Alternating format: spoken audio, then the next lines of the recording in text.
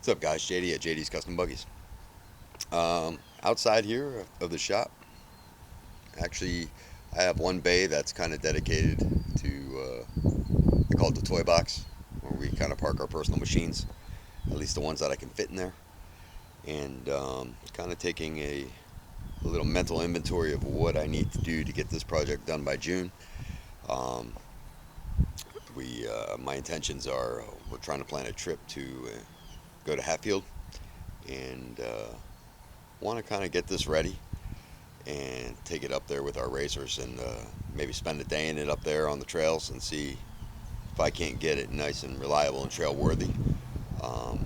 So we're going to turn the camera around and look at this project real quick and take a look-see, and I'll show you what I've already done and what I plan on doing. So this is our 800 V-twin BMS. I've gotten actually between YouTube and Facebook just some requests about maybe putting a video up of what what modifications are already done to it. Problem is that we've had it parked for 2 years, so we really haven't used it, and we got it running again. What had happened was we had taken it to Hatfield back in 17, and it was so cold up there that when I went to unload it off the trailer, we broke the throttle cable, and it literally froze the throttle cable in the throttle. So when I went to step on the gas, it just basically snapped the cable. Well, when I got back, we kind of learned it was our first trip to Hatfield, and this actually was my wife's machine. So some of the water crossing and stuff that's up there in West Virginia, she would have been up to her neck in water. So ended up on that way back with the machine on the trailer. Ended up buying her a razor, a dirty one. I gotta wash it. So just for the ground clearance, and we definitely needed something that was four-wheel drive. I had just bought a Polaris Ace and 900 XC, and it got to the point where, although we love our buggies and whatnot, without having four-wheel drive up there, it just wasn't cutting it. Yeah, I was even having a hard time sometimes with Lucifer. So this was the first four-wheel drive machine I bought, and we had it in Kentucky once, and it actually took it on 2 trips, and it did really well. It's for what it is. It's an impressive machine for the money. So obviously we got it, and I couldn't leave well enough alone. So a couple of things that we noticed right off the bat: the shocks were too stiff, and the seat was way too uncomfortable. So we ended up changing the shocks. Now I have the stock shocks back on it now. The Fox 2.0 air shocks that are on my wife's racing 150 right now are the shocks I had on this, and I plan on buying another set for this. Made a huge difference. The other thing I had to kind of change besides the seats. So with the seats, I bought some razor takeoffs off of eBay and built some brackets and bolted the brackets down in the machine. So because that seat's in and I'm holding the camera and I really can't show you, I'll show you what the bracket looks like on this side. It's buried by some stuff. Stock airbox, that's going in the garbage. So I made these brackets here with and welded in the Polaris cleat. And basically what I can do is, on a Polaris seat, there's a latch behind here on a razor that you can just lift the seat out. So I just have to, if I want to clean it, wash it, whatever, work on it, take the seats out. It's no big deal. Actually works much better. The adjustment's not a whole lot in it, but pretty much where the seat, there's really not a whole lot of room in the cabin. So where the seat is, at least for us short people, me and my wife, I mean, I'm about 5'8", she's 5'6", we're pretty good. The other thing I had to do was, I think it's a 4-inch steering wheel spacer, just to get the wheel up to, closer. Apparently the Chinese think we are built like gorillas, and we have long, we're like knuckle draggers. We drag our knuckles on the ground. We have these long arms and short legs. But so leg room, my knees are bent in here, but the steering wheel, my arms are stretched all the way out. So I added that spacer. That seemed to do the trick. Other than that, so after the throttle cable got fixed and the fuel pump went out, changed the fuel pump, and then had sticking injectors. So just a complete debacle with the fuel system on this. So a friend of mine came during the course of Christmas vacation, spent a week with me. He's pretty handy with this kind of stuff, diesel mechanic, and we ended up piecing together a fuel pump from the two I had, because I had already changed the fuel pump once. Apparently from sitting, I did let it sit outside for a month, and apparently water had gotten in the fuel and separated, and the new pump I had put in from sitting in the tank for 2 years with the fuel was completely rusty. So I had saved the original fuel pump. We had pieced together between the two pumps another pump, but I have another fuel pump that I plan on putting in. So I'm going to change the fuel pump again. We also changed the injectors, and that got it fired up. What's in the plans for this as far as getting this ready for June? A couple things. I did not like the stock air box. It has a paper filter in it, and I'm going to grab it over here. This is one trip to Durhamtown.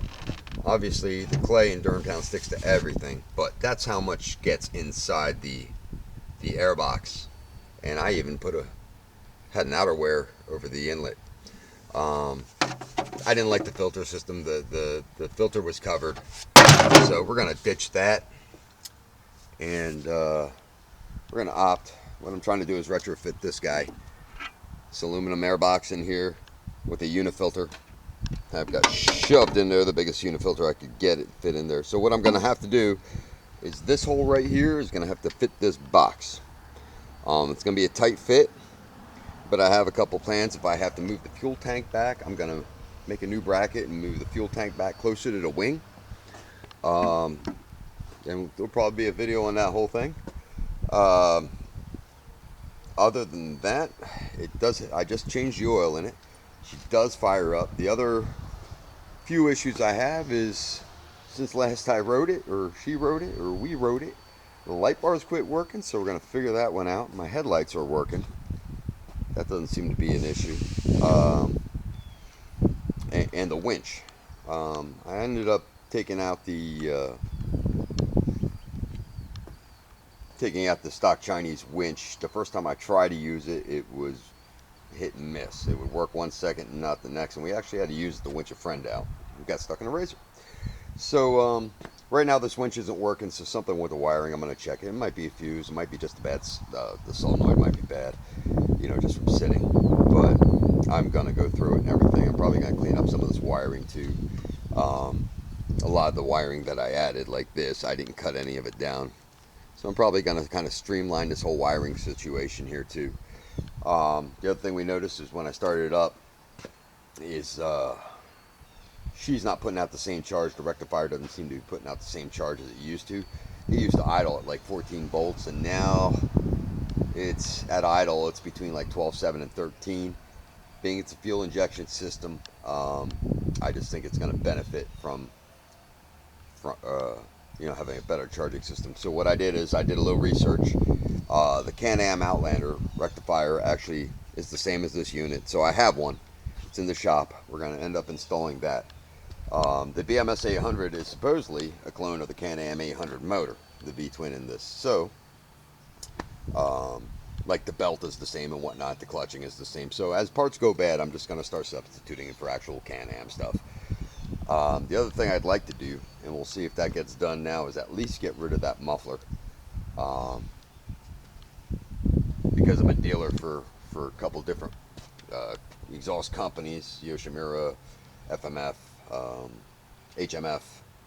So I'm going to look for maybe a Can-Am Outlander pipe, or not a pipe, but at least a muffler, slip-on or a bolt-on muffler. I'm going to rig something up and maybe change that muffler out. So on the agenda is we need to buy a new set of Fox shocks. Now with the Fox shocks, they weren't direct. They're actually both front and rear were a little bit shorter than stock. So let me look in the cabin. And yeah, I made these relocation brackets. This would have been on the rear, so this bolts onto the trailing arm.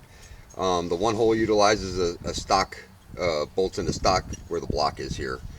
That bolts into stock shock mount, and then this moved the shock mount a little bit forward to where I needed it, so the trailing arms actually sat in the same position. And this is the same premise for the front shot, or for the front A-arm, where this bolts into the mount. This clamps itself to the A-arm, and then your shock mount is here. And that just changed the distance of the shock mount. I didn't want it any lower than it needed to be, but I didn't want to put anything in a bind, so I wanted it exactly the same spot, and those brackets actually put it there for me. Other than that, a little bit of cleanup as far as other mods. I made the roof for it, put the light bar on, swapped out all the round bug lights for LEDs to give it a different look. The hood is off of it right now, obviously. That's another mod I want to do, is actually I want to make the hood a clip-on deal where you don't have to nut and bolt it off. So that's where we're at right now. I'm going to put it back in there. Like I said, I just got the airbox kind of complete, and I wanted to kind of size it up, and I figured while I had the camera out here, I would just do a quick walk around. We'll see where we end up. Alright guys, have a good one. If you like what you're seeing, hit subscribe. If you need parts, go to JD's Custom Buggies website, gotbuggies.com. Until next time.